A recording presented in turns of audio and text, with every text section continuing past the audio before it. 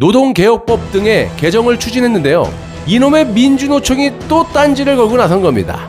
이 법을 저지하기 위해서 민주노총은 선동 구호까지 만들었는데 이게 바로 원샷법이라는 겁니다. 촛불 시위 등 선동질을 하기 위한 이름은 참 잘 지어요. 자, 이런 것에 특화된 종자들이라 손막이 아시죠? 손막이도 그렇고 이름 하나는 잘 짓습니다. 반갑습니다. 자유민주주의 빵식입니다. 오늘 5월 12일 수요일이고요. 오늘은 탄핵의 진실 2탄입니다. 자, 제가 책을 읽어보면서 느낀 것이 점점 수위가 높아지고 있기 때문에 하루하루 기대를 하시고 시청을 하시는 게 좋을 듯 합니다. 자, 오늘은 일명 민노총이 만들어낸 원샷법과 검찰 수사에 대해서 전해드리도록 하겠습니다. 2015년 7월 9일 국회 산업통상자원위원회 소속 새누리당 이현재 의원이 기업 활력 제고를 위한 특별법을 발의했는데요.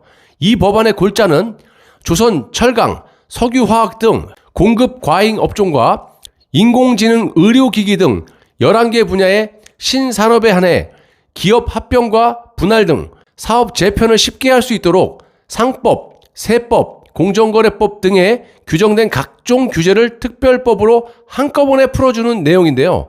저도 현 시점에서 몇 번 말씀드렸지만 국내에서 기업을 할 수 있도록 규제 완화를 통해 외국에서 떠돌고 있는 우리 기업들을 리쇼어링을 해야 된다. 이렇게 수차례 말씀을 드렸습니다.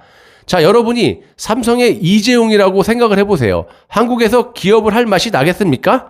그렇다고 미국 가서 할 수도 없는 노릇이에요. 이유는 간단합니다. 삼성이 별의별 정권의 압박을 부당하게 받아도 국내에서 벗어나지 못하는 이유는 미국 법으로는 절대로 못해요. 바로 잡혀가요. 평생 감옥에 살아야 돼요. 그렇기 때문에 어쩔 수 없이 국내에서 버티고 있는 겁니다. 아무튼 이현재 의원의 법안은 중소형 기업을 대상으로 삼고 있고 대기업의 경우는 10% 정도가 적용 대상이었습니다.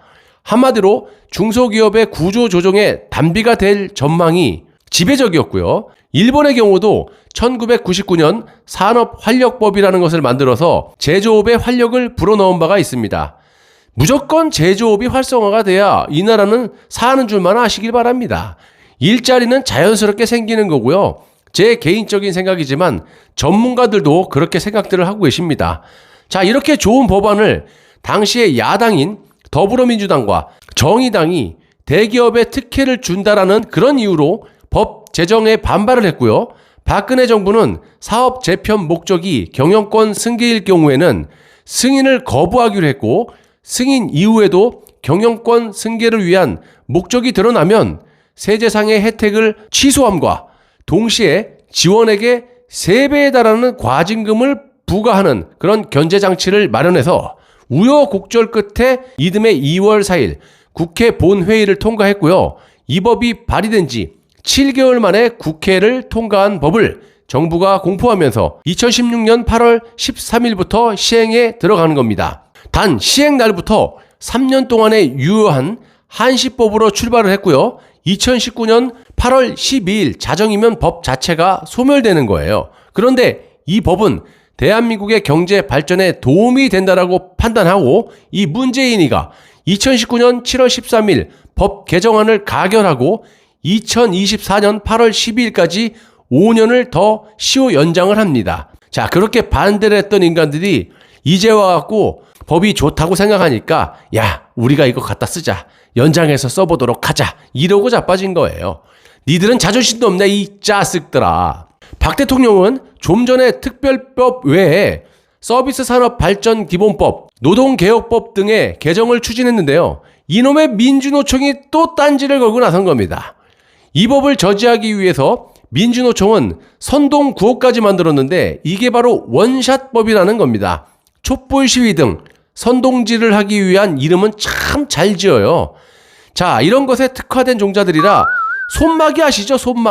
손막이도 그렇고 이름 하나는 잘 짓습니다.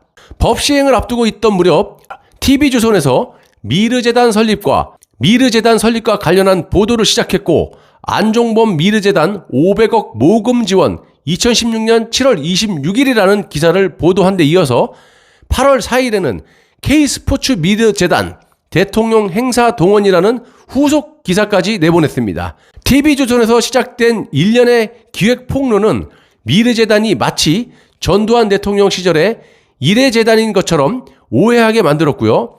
9월 20일에는 한겨레 신문이 단독으로 권력의 냄새, 스멀. 실세는 정윤회가 아니라 최순실이라는 기사와 대기업 돈 288억 원을 거둔 K스포츠재단 이사장은 최순실 단골 마사지 센터장이라는 기사 2개를 동시에 내보냈습니다.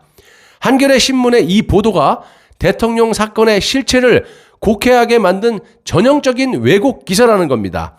추후 나오겠지만요. 김의겸이라는 자 아시죠? 이자가 한겨레 기자 시절에 뭔 짓을 했는지도 상세하게 나옵니다. 개봉박두 기대해 주시고요. 한겨레에 보도된 K스포츠재단 이사장 정동춘이라는 사람은 서울대 체육학과 출신이며 서울대 대학원에서 스포츠의학 분야 논문으로 석사와 박사학위까지 받은 사람입니다. 그런 정동춘이 운영한 CRC 운동기능회복센터는 정형외과 물리치료실과 비슷한 기능을 하는 곳인데 이놈의 한겨레가 꼭 이상하게 생각되는 마사지샵처럼 역겹다는 느낌이 국민들이 들 수 있는 그런 기사를 최서원을 통해서 박 대통령에게 전이되도록 하는데 큰 역할을 했다는 겁니다. 9월 29일에는 민노총과 행동을 같이 하는 투기자본감시센터, 여기 제가 여러 번 말씀을 드린 곳이지 않습니까? 투기자본감시센터, 지방의 평검사였던 윤석열을 최동욱과 함께 박근혜 대통령 탄핵 수사에 수사팀장으로 꼽아놓으라고 지령을 내린 그 단체입니다. 민노총의 핵심 단체고요. 이 투기자본감시센터라는 단체가 안종범 당시 청와대 정책조정수석과 최서원을 비롯해서 미르 및 K스포츠재단 대표 및 이사, 전경련 회장단과 64개 대기업 대표 등 총 87명을 뇌물 혐의로 검찰에 고발장을 제출한 그런 단체입니다. 그리고 그 고발 근거가 바로 원샷법이고 이 투기자본감시센터가 바로 최초로 박근혜 대통령을 고발한 그 단체입니다. 자, 오늘은 여기까지 하고요. 정말 날이 갈수록 우리가 전혀 몰랐던 일들이 펼쳐집니다. 연결해서 보셔야 박근혜 대통령과 최순실이 어떻게 윤석열의 날조된 조작 날조 수사를 받았고 억울하게 감옥살이를 하고 있는지 아실 수가 있으니까 재미있던 없던 꾸준히 1탄부터 쭉 시청 부탁드리겠습니다. 화면 밑에 공유 버튼 누르셔서 우리 여러분들 말고 다른 분들도 널리 알 수 있게끔 여러분들이 홍보를 좀 부탁드리겠습니다. 카톡, 페이스북, 인스타그램, 이 공유 버튼을 화면 밑에 공유 버튼을 눌러보시면 쭉 나옵니다. 원하는 걸 클릭하셔서 이 사람이 봐도 좋겠다는 사람을 체크해서 딱 보내기를 하시면 그냥 한 방에 제 영상이 보내집니다. 이런 식으로 여러분들이 제 애국 활동을 유튜브에서는 차단을 하고 정부에서 차단할지언정 여러분들이 우리 힘을 합쳐서 많은 사람들이 보고 박근혜 대통령이 참 나쁜 사람이 아니었고 정말 억울하게 감옥에 살고 계시는구나. 이꼬로 이 문재인 정권이라는 인간들, 윤석열이라는 인간이 어떤 인간인지를 만천하에 공표를 해야 된다라고 생각합니다. 그러기 위해서는 다시 한번 말씀드리지만 화면 밑에 공유 버튼을 누르셔서 우리 말고 또 다른 사람들이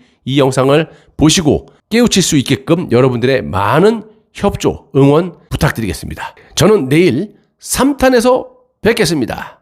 감사합니다.